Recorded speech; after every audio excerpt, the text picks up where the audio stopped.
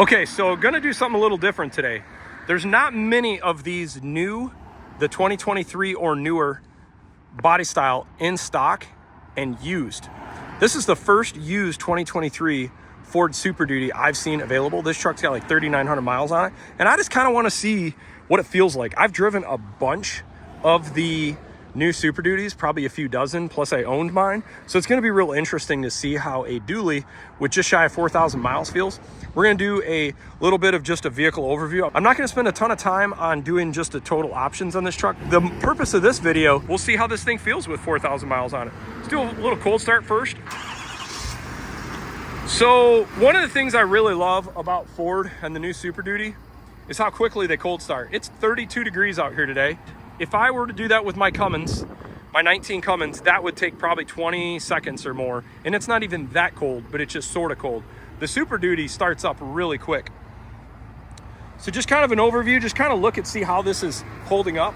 In general, I can kind of tell looking at this thing has been some commercial use. You can see someone's got into the overloads a little bit, but the big things I'm kind of looking at is kind of just general condition of things.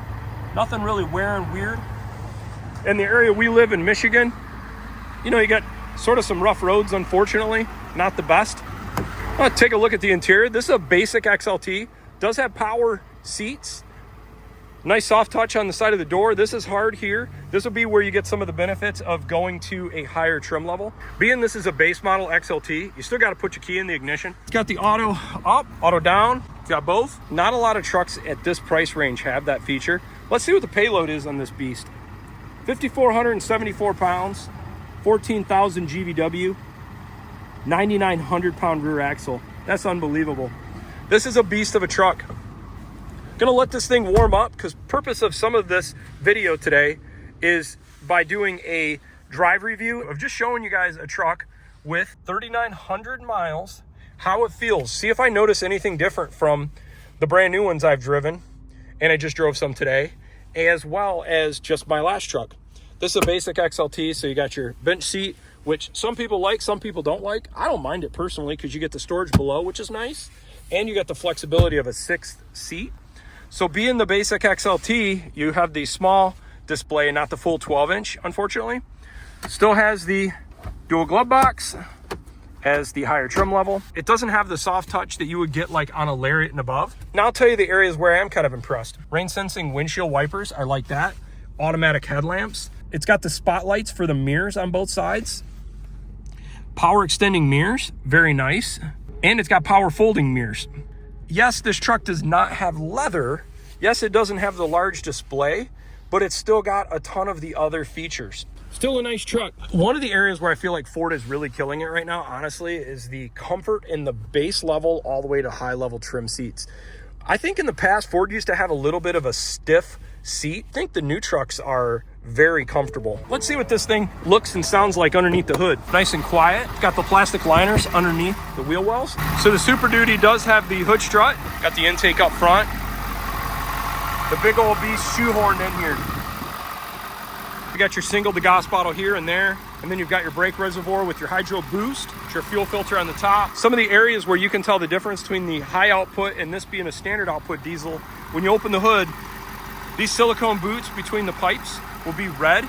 You'll also notice some additional lines running here for an extra passage in the turbo that is cooled. The other thing I noticed too when I was looking at the brake, this is a hydro boost, and some of the models are actually vacuum actuated boost in the braking. Take a look at the second row here. Got a nice little padding here on the door. Good storage under the Ford. This is one of the areas where I feel like Ford does a great job also, is the completely flat Ford. Great headroom too. This thing goes up really high. Got the 7-pin and 4-pin in the rear. So even in an XLT, you still have different drive modes. As you can see, the display's a little different because it's smaller, but you know, it's not bad actually. And for the purpose of this video, we're gonna keep this thing in eco. We're gonna see how this thing does for fuel economy. So the DPF is at 65% full. So it'll be interesting to see how it compares. You could kind of see where our coolant temp's at, engine oil temp, transmission temp. There's your tire pressures. We're gonna reset all this stuff now and let's see how it does. Kind of see right now 193 miles on this trip at 13.5 miles per gallon. We'll reset that and see how it does. All right, here we go. So it's been a second Since I drove a new Ford Super Duty with the 10-speed transmission, just kind of jumping back into it, the 10-speed is really smooth. If you haven't had a chance to drive one yet, I don't think you'd be disappointed. When there was development going on and Ford was going to release the 10-speed transmission, everyone was all worried in the diesel that you're not going to want it. And I've now had a bunch of 5 and 6-speed Powerstrokes, Duramaxes, and then now I've also had those in a 10-speed. And I would never go back. I don't see any advantage to a 6-speed versus a 10-speed. The 10-speed's so smooth. For me, I've not really had too many issues with reliability. I like the performance.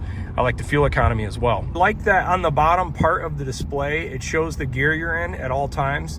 Like right now it says I'm in 7th gear. That's kind of nice. Some of the different trucks today, they don't show the gearing, which is a bummer. I even think I have to go back and look, but I even think my last Raptor I had wouldn't show that, but the prior gen Raptor did show that. All right, let's see how this thing accelerates getting on the highway. Pretty average acceleration than I have with other trucks. I haven't driven a dually in a while. I think it's been about 6 months or so since I drove a Lariat 23. I think it was a standard output diesel. I can't remember if it was a standard or the high output. 5-10 years ago, if you drove a dual rear wheel 350, man, it'd be a rough ride.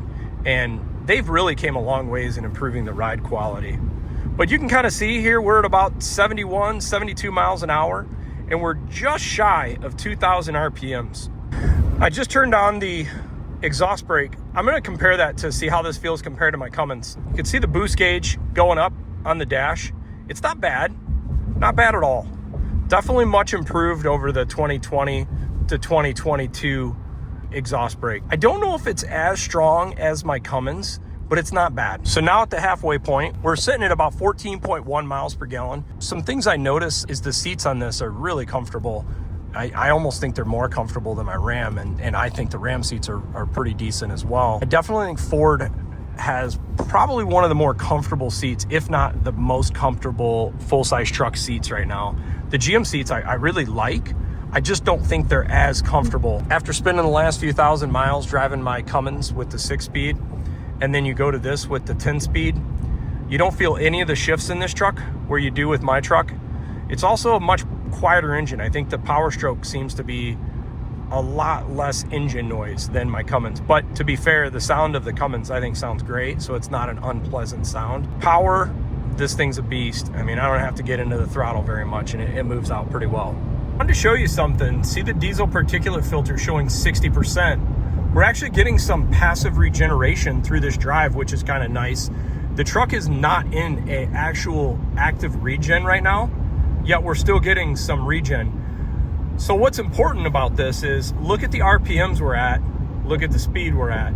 Typically, the higher the RPMs, you're putting more heat into the exhaust, which can actually net you some passive regeneration, which is good if you're not familiar with the diesel particulate filter in these modern diesel engines.